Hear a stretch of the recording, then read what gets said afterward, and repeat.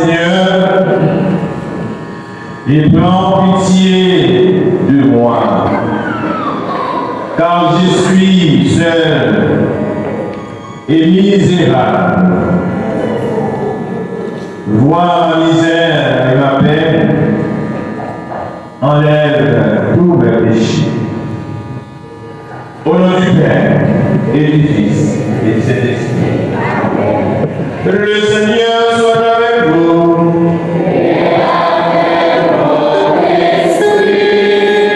Chers frères bien-aimés, bonjour. Et bonne fête pour les 60 jeunes qui vont recevoir aujourd'hui l'Eucharistie, le corps et le sang de Jésus, la source qui est le sauveur. Aujourd'hui, les textes de l'Ancien et du Nouveau Testament nous parlent de l'obligation du sabbat, c'est-à-dire du repos, et une loi précise pour les Juifs. Pourtant, Jésus la remet en cause. Jésus la remet à sa vraie place. Le sabbat a été fait pour l'homme et non l'homme pour le sabbat. Et l'apôtre Paul, lui, encourage les chrétiens dans leurs épreuves. Sœurs et frères bien-aimés, préparons-nous à la célébration de l'Eucharistie en reconnaissant que nous sommes tous pécheurs.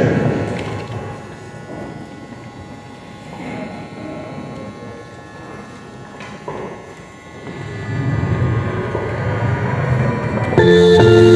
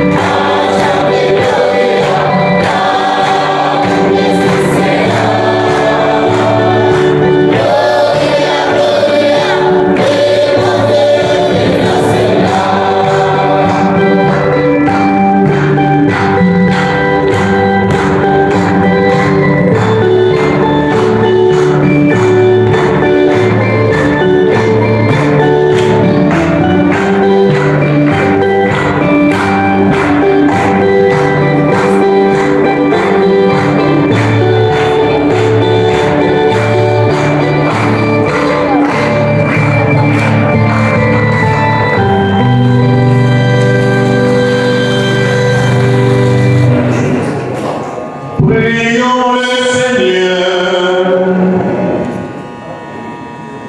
Seigneur notre Père, nous en appelons à ta providence, qui jamais ne se trompe en ses saints. Tout ce qui fait du mal, écarte-le et donne-nous ce qui peut nous aider. Les futurs nouveaux communiés, les distingués responsables ici présents, les membres de la chorale Cœur d'Or, frères et sœurs bien-aimés dans le Seigneur, bonjour. Bienvenue et bonne participation à cette célébration eucharistique. En ce médias dimanche du temps ordinaire, dimanche matin, le corps et les sangs du Seigneur nous sont rassemblés en Église pour rendre grâce au Seigneur pour sa multiple bienfaits dans nos vies. Nous venons maintenant faire corps avec lui à travers la table de la parole et celle de l'Eucharistie. De cœur unanime, la chorale de l'homme de la parole de Sainte-Hélène s'est heureux de vous inviter à prendre avec lui dans la Sainte Sacre de cette Église pour glorifier le nom du grand Créateur.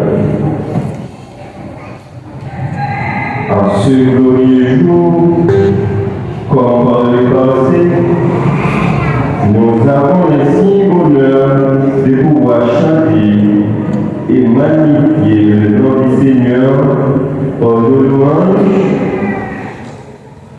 pour les bienfaits dont il nous a comblés dans nos vies et aussi pour ces nouveaux futurs communiés qui vont recevoir pour la première fois aujourd'hui le corps et le sang du Christ. La liturgie d'aujourd'hui nous rappelle du sang de l'alliance de Dieu qui a conclu avec nous. C'est dans cette même ordre d'idée que Moïse vint apporter à notre peuple les paroles et les ordonnances du Seigneur. Ayant toujours confiance en Dieu, le sang du Christ purifiera notre conscience, car si un simple abstention avec le sang des taureaux sanctifie ceux qui sont souillés, le sang du Christ peut bien faire davantage. Je suis le pain vivant, dit le Seigneur. Si quelqu'un mange de ce pain, il vivra éternellement. Frères et sœurs, pour commencer cette cérémonie d'action de grâce qui nous rassemble tous aujourd'hui, qu'il vous plaît de vous lever et chantons à pleine voix avec la chorale.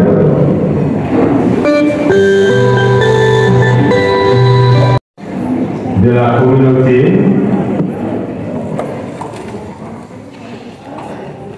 qui vont recevoir pour la première fois l'Eucharistie, qui est source et sommet de la vie du chrétien.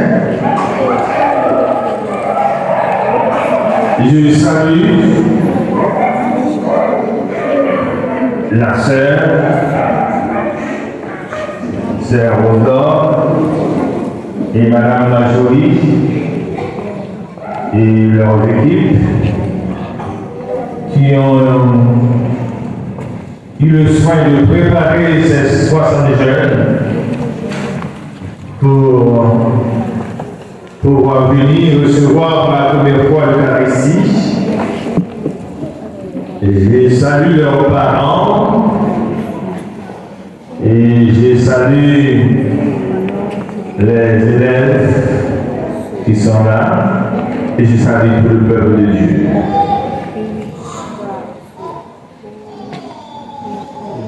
Si nous sommes là ce matin, c'est parce que Dieu le veut. Je veux que nous soyons là pour proclamer ensemble la parole de Dieu pour parler la bonne nouvelle de Jésus-Christ. Dieu veut que nous soyons là ce matin pour vivre de cette parole importante de notre vie de chrétien. Et les paroles de ce matin, comme j'avais déjà dit dès le commencement de cette célébration, que ce soit dans le Nouveau Testament et dans l'Ancien Testament, ces paroles-là nous parlent, ces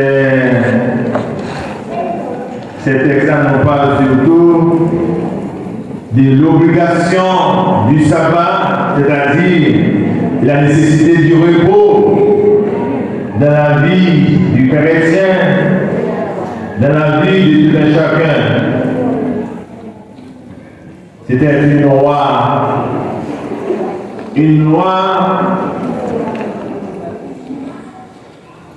précise pour les Juifs. Jésus, notre Sauveur, notre Maître, il a donné une importance à l'humain qu'à la loi, même en respectant la loi. C'est pas pour rien qu'il me disait, le sabbat a été fait pour l'homme et non l'homme pour le sabbat. Les lois, bien souvent, ce sont les hommes qui écrivent ces lois-là. Mais ces lois-là ne doivent pas dépasser l'humain.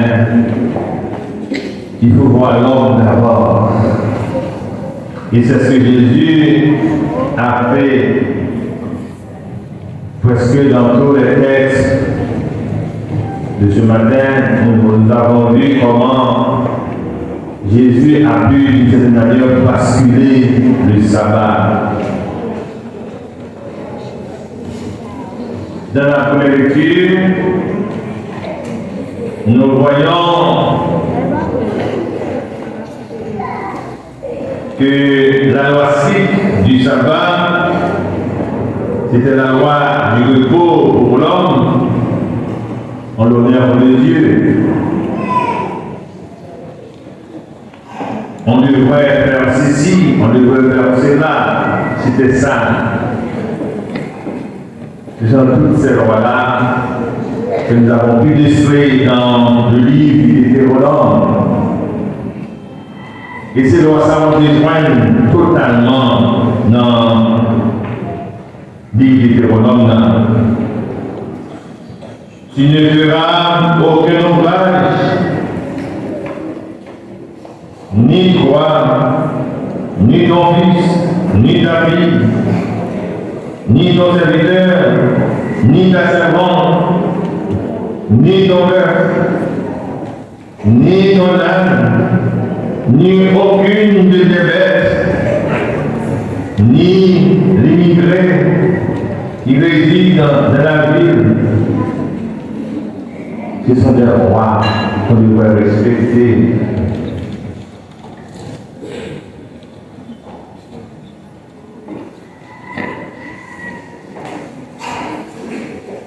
Nous devons, pour que autres, faire des efforts pour vivre les rois. Il faut respecter les lois. Observer le sabbat comme un jour sacré. C'est l'ordre du Seigneur ton Dieu.